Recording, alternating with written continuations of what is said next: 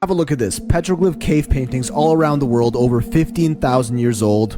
Giants. Ancient Indian mythology had the Vedas beings, which were over 32 feet tall. In the Old Testament, we got the Nephilim, especially in the Book of Enoch. The Quran had the people of Ad, a nation of giants. Ancient Egyptians had their carvings and drawings of extremely large people in chairs and carrying megalithic stones. Mayans and Aztecs across the ocean in Central America had their own depictions of towering humans. And the Sumerians, well, they had the Anunnaki, winged beings 12 to 15 feet tall, that came down from the sky, bred with humans, and gave birth to giants. And this particular story formula here has been repeated in so many of these ancient civilizations' lore. And then we actually started finding them. Hundreds of skeletons of these supposed mythical giant creatures uncovered all over the world, most notably in North America. Found all over the US and even into Canada and Mexico, carbon dating analyses showed that these remains were much older than even the native indigenous people. And even these Native American tribes who had zero contact with the Egyptians and the Sumerians had their own legends of a time when enormous humans roamed the earth. Like the Choctaw tribe in present-day Mississippi had stories of the Nahulo, a race of giants that ate humans, another common characteristic among these stories. And there's the Native American myth from the Paiute tribe of red-haired giants called the Siteka that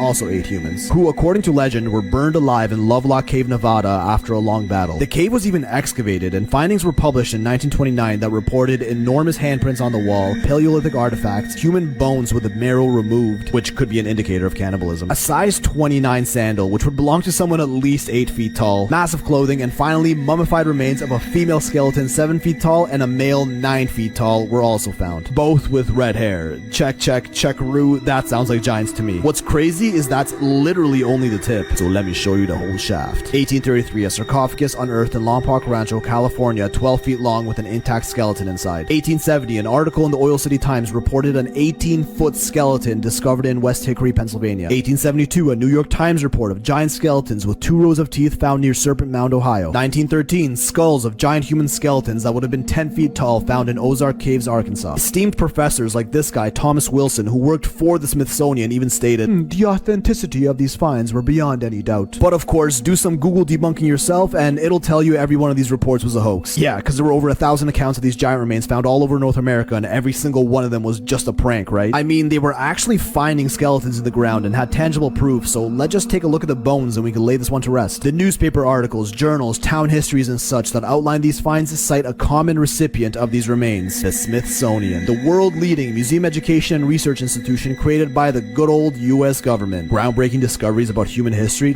Of course we can trust the government to tell us the truth. But actually, for the longest time, no one ever suspected any sketchy business from federal agencies until some sketchy business started happening. In 1892, more wooden coffins measuring up to 12 feet long were discovered in Crumps Cave, Alabama, and were sent to the Smithsonian. As with everything else, more than 50 years went by and they never said anything about them. So in 1950, a researcher pulls out the good old Freedom of Information card and basically asks them, hey yo, where they at? Smithsonian hits him back with, our records show that we got them, but we can't seem to find it. Kinda like NASA overwriting the tapes of the original moon landing, huh? Then again, in 1992, another researcher asks, and finally, after 100 years since the original find, he's told that the coffins weren't coffins, but food troughs for feeding cattle from a time period in which animal domestication wasn't even practiced in North America. And when he asked if he could see it, they told him it was in a warehouse that was contaminated with asbestos for 10 years. Yeah, this is the real documented story, which they probably could have gotten away with if it wasn't for the good old internet. Hey, he tried as best as he can, right? So basically, the Smithsonian has all the bones, which are technically native cultural artifacts. But hey, I got some good news that could finally show us the actual truth once and for all. Back in 1990, the US passed a law stating that federal agencies must return all native cultural artifacts back to their tribes upon request. Well, hot diggity dang, if that sounds too good to be true, it is. If you look into this act on the US government official website, a fine print subsection clause from the law itself explicitly states that the Smithsonian is exempt from this act. Man, it really don't get any more bait than that. This is some evil genius shit. If you don't know what to think of this, let me remind you of a famous quote from Ronald Reagan. The 9 most terrifying words in the English language are, I'm from the government, and I'm here to help.